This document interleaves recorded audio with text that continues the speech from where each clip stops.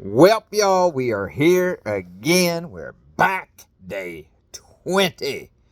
We're on chapter 7. Hard to believe we're that far into this story. Chapter 7 says, the battle begins. And it is cold and it is snowy outside, but it's warm with this hoodie on inside. Uh-oh, there's something on my hoodie right there. You see that? Oh, what was that? Where did it go? Maybe it was just a figment of my camera. Who knows? Doesn't really matter. Because we are at the battle begins. And I think y'all know the battle. Joshua fought the battle of Jericho. Jericho. Come on. So here we are. After the death of Moses, the servant of the Lord said to Joshua, son of Nun, Moses' aide, Moses, my servant, is dead. Now then, you and all these people get ready to cross the Jordan River into the land I'm about to give to them, to the Israelites. I will give you every place where you set your foot, as I promised Moses.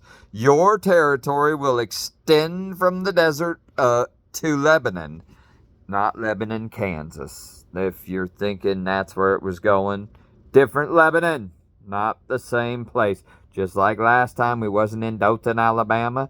We are not in Lebanon, Kansas this time. All kinds of things named after things, right? But guess what? And from the great river, the Euphrates, must be a great river, all the Hittite country to the Mediterranean Sea in the west. Man, that's a big piece of country right there. No one will be able to stand against you all the days of your life. As I was with Moses, so I will be with you. I will never leave nor forsake you. Be strong and courageous, because you will lead these people to inherit the land I swore to their ancestors to give them. Be strong and very courageous. Now he keeps telling him, be strong and courageous. Come on. Be careful to obey all the law my servant Moses gave you. Do not turn from it to the right or to the left. All you Democrats and Republicans, that's right and left. Don't turn from God just to reach one of them.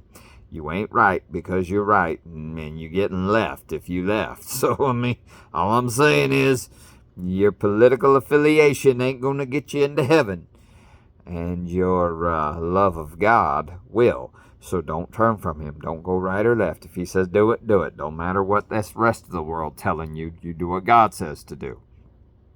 And we know that he has to be strong and courageous. So he said, don't go to the right or to the left, that you may be successful wherever you go. Keep this book of the law always on your lips. Meditate on it day and night, so that you may be careful to do everything written in it. Then you will be prosperous and successful. Have I not commanded you? Did he not command him? He said, be strong and courageous. Once again, I'm telling you, the man knows he's got to be strong and courageous by now. God has made that clear. Do not be afraid and do not be discouraged, for the Lord your God will be with you wherever you go. Amen to that, he will. So Joshua ordered the officers of the people, go through the camp and tell the people, get your provisions ready. 3 days from now we will cross the Jordan, here to go and take possession of the land the Lord your God is giving you for your own.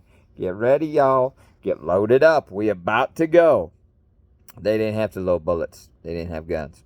But, arrows and rocks and spears, whatever. Then they answered Joshua, whatever you have commanded us, we will do. And wherever you send us, we will go, just as we fully obeyed Moses. Now, come on, y'all. You didn't fully obey Moses. But, you see what I'm saying? Grumbled a lot, right? So we will obey you. Only may the Lord your God be with you. I never noticed that for your God, not our God, the Lord our God, but it says your God in there. Be with you as he was with Moses. Maybe he's with us, right? Man, different times, right? Whoever rebels against your word and does not obey it, whatever you may command them, will be put to death. The people are going to be put to death if they disobey. Only be strong and courageous. There we go again. Be strong and courageous. So that's interesting, see, because in this day and age, that veil has been torn. It's not just a certain person that gets to be with God. God gets to be in each and every one of you. All you got to do is ask him. Ask him into your life. Ask him to be a part of what it is you got going on, and he will be there and be a part of it. And it will be amazing for you. You'll have trials, you'll have tribulations, but trust me, there'll be joy even in those. Doesn't matter what you're facing. Doesn't matter if somebody's stabbing you in the back, because guess what? Because you looking at God. You ain't looking at all that. Yep, he said, we're going to follow that. But if they don't, we're going to go ahead and we're going to put them to death. And he's got to be strong and courageous. Then Joshua, son of Nun, secretly sent 2 spies from Shittim, that place that I think they named after wood. That was a type of wood in the King James Bible. I don't really know. Go look over the land, he said, especially Jericho. So they went and they entered the house of a prostitute named Rahab and stayed there. Because why not? I mean, there you go. Yeah, prostitutes, Sunny D, are ladies. They're women. Oh, well, I guess not. It's a world we live in. We don't need to talk about this. You wouldn't think church guys would be there. Okay. The king of Jericho was told, look, some of the Israelites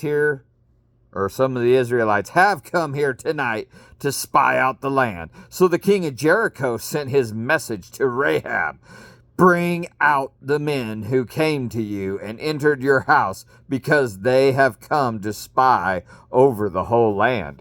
But the woman had taken the 2 men and hidden them. She said, yes, the men came here to me, but I did not know where they had come from. At dusk, when it was time to close the city gates, they left. I don't know which way they went. Go after them quickly. You don't even know which way. Just go quickly. You may catch up with them. But she had taken them up to the roof and hidden them under the stalks of flax she had laid out on the roof. So the men set out in pursuit of the spies on the road that leads to the fords of the Jordan. And as soon as the pursuers had gone out, the gate was shut. The fords of the Jordan.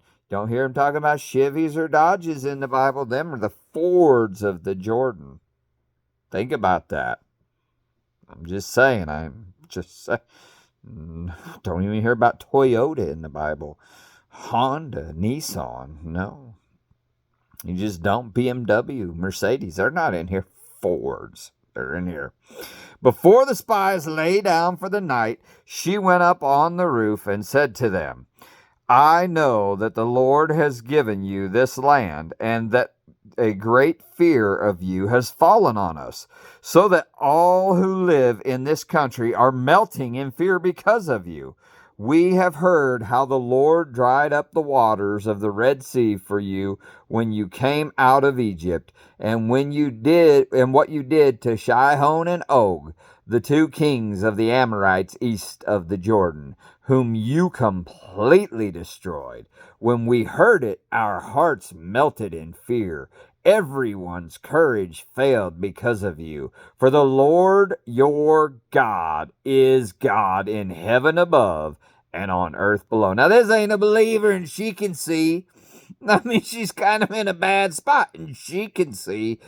Ooh, some of these Israelites should have taken notes, because they're sitting there saying, you should have just killed us in Egypt, Lord. Come on now. She can see. That's awesome. Love it. Now then, please swear to me by the Lord that you will show kindness to my family, because I have shown kindness to you. Give me a sure sign that you will spare the lives of my father and mother, my brother and sister, and all who belong to them, and that you will save us from death. Our lives for your lives." The men assured her, "If you don't tell what we are doing, we will treat you kindly and faithfully when the Lord gives us this land."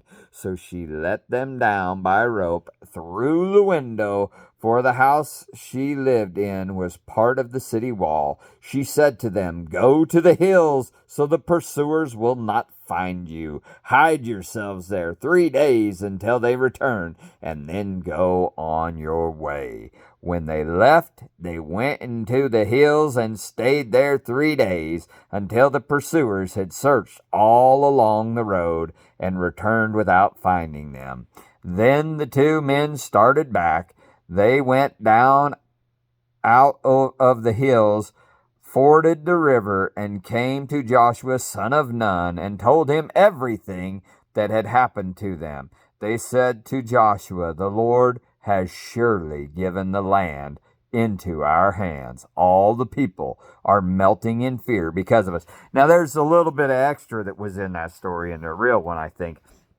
Something about tying a little piece of scarlet ribbon to the window so we know it's yours, and we ain't responsible for anyone that leaves the house. You still got things you got to do. If they don't leave the house, they're okay. If they leave the house, that blood ain't on our hand, type of thing. If they're in the house, though, if something happens, it's on our hands. They just said that, It's yeah, one of those things. But I think it's funny also that this lady, she was a prostitute. She was not in a good spot, right? Don't you know she's in the line of Jesus? Think about that, buddy. 2 things separated the Israelites from their promise of a homeland. First, the Jordan River, a formidable barrier in an era before span bridges. Second, the rite of circumcision, the sign of God's covenant with his people. None of this generation had been circumcised. Joshua organized the march to the land, with the Ark of the Covenant leading the way. When the priest carrying the sacred ark touched the river bank, the Jordan's brisk flow ceased. Oh, it stopped in its spot. All of that water just backed up, y'all. All the people crossed on dry ground. Once camped on the other side of the circumcisions were performed. Yeah, the water backed up, I think, to a town called Adam, believe it or not. For a few painful days, the only able-bodied people in the camp were females. That's not what the Bible said, but it did say they circumcised. Then came the first battle, a test of faith and courage after 40 years of training and a painful circumcision. Now the gates of Jericho were securely barred because of the Israelites. No one went out and no one came in. Then the Lord said to Joshua, "See, I have delivered Jericho into your hands, along with its king and its fighting men. March around the city once with all the armed men. Do this for 6 days. Have 7 priests carry trumpets of ram's horns in front of the ark. On the 7th day, march around the city 7 times, with the priests blowing the trumpets. When you hear them sound a long blast on the trumpets, have the whole army give a loud shout. Then the walls of the city will collapse and the army will go up, everyone straight in." So Joshua, son of Nun, called the priests and said to them, "Take up the ark of the covenant of the Lord and have 7 priests carry trumpets in front of it." And he ordered the army, advance, march around the city, with the armed guard going ahead of the ark of the Lord. When Joshua had spoken to the people, the 7 priests carrying the 7 trumpets before the Lord went forward, blowing their trumpets, and the ark of the Lord's covenant followed them. The armed guard marched ahead of the priests and blew the trumpets, and the rear guard followed the ark. All this time the trumpets were sounding, but Joshua had commanded the army, "Do not give a war cry. Do not raise your voice. Do not say a word until the day I tell you to shout. Then shout." So he had the ark of the Lord carried around the city, circling it once. Then the army returned to the camp and spent the night there.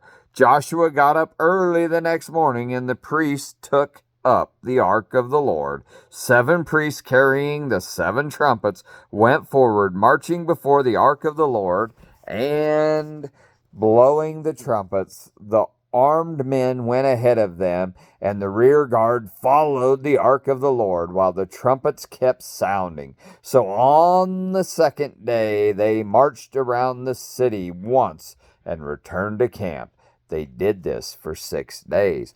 Now, y'all, I am already over 15. I really got to stop talking. I only got us to the very top of page 93. I'm failing. I'm not getting very far. But hey, good stuff. I will try not to add as much commentary, and I will try to do more reading. Put some notes in there. Tell me, do y'all like it when I talk about it, or would you rather if I just did it? All right? Good to know. If y'all are still watching day 20, tell me, hey, I'm loving hearing the story of this. It's going to take a minute. It's going to take a minute. It'd be nice to know while we're on this journey, we're 20 days in and it just doesn't look that big. Maybe I'm a bad reader. But it would be nice just to say, hey, it's worth it. Do you do this? Just put it in the comment. Hey, it was worth it. I like it. Man, I'm at 16 and a half minutes. I go way too long. Hey, I love y'all. I'm so happy that y'all are here viewing this, whether you're a subscriber or not, whether you ain't even got to have a faith. The fact you're here, you can be here and you can watch this and say, this is how them crazy people do. And I just pray that the good Lord move you in some way by his word, not by me doing nothing special. All right, y'all. I love you. I hope you have a blessed day. Bye.